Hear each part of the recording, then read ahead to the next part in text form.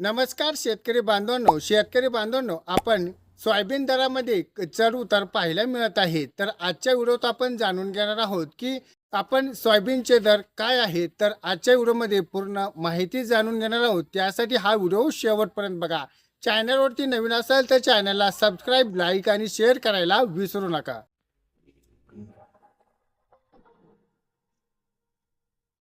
आज सोयाबीन दराचे बाजारभाव बघणार आहोत. मध्यम स्वरूपाचे मध्ये चांगले दर आपण मूर्तिजापूर आहे, त्यामध्ये पिवळे सोयाबीनचे दर 900 ते सरासरी 5480 रुपये. मेहक लोकलमध्ये बघितले आवक 1030, सरासरी 5600 रुपये.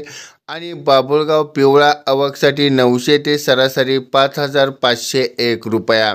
त्यानंतर कमीत कमी उच्चांक मिळालेले जी आवक आहे यवतमाळ पिवळ्या सोयाबीनसाठी, त्यामध्ये बघितलं सर 1020, सरासरी 5800 रुपये. तुळजापूरमध्ये बघितलं आहे 230ची आवक आहे आणि सरासरी 5600. देवणीमध्ये पिवळे सोयाबीनला बघितलं आहे 59, सरासरी आपल्याला पाहायला मिळाले 5770 रुपये. सोयाबीनच्या आकारामध्ये आपल्याला पिवळे सोयाबीन तेल उतारात जास्त भाव दिसत आहे. त्यामध्ये 5400 ते 5800. अकोला, यवतमाळ, देवणी, मागणी लोकल सोयाबीन तुलनेत आपल्याला 5300 ते 5600. अमरावती, मेहक, जळगावपर्यंत व्यवहार आपल्याला पाहायला मिळत आहेत. पण तसं जर बघितलं तर चांगल्या प्रकारे मार्केट आहे. त्यासाठी आजच्या सोयाबीनचे एक स्थिर का आहे, तेलंगणामध्ये जे गिरणीचे सातत्यानं पूर्ण खरेदी करणारे आंतरराष्ट्रीय बाजार बदल नाही, त्यात आवक टप्प्यानं येत असल्यामुळे दबाव येण्याचे एक साठवून ठेवण्याची शेतकऱ्यांना नियोजन करावेत.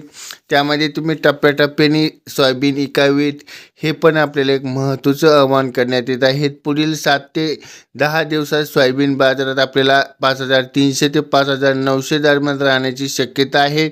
दर्जा पिवळ्या सोयाबीनसाठी वरचा भाव मिळू शकतो. त्यासाठी आवक वाढल्यास बाजारात किरकोळ दबाव वाढत असतो. त्यामुळे सोयाबीन उत्पादनासाठी महत्त्वाची सूचना आहे, वलसर सोयाबीन बाजारात नेऊ नये.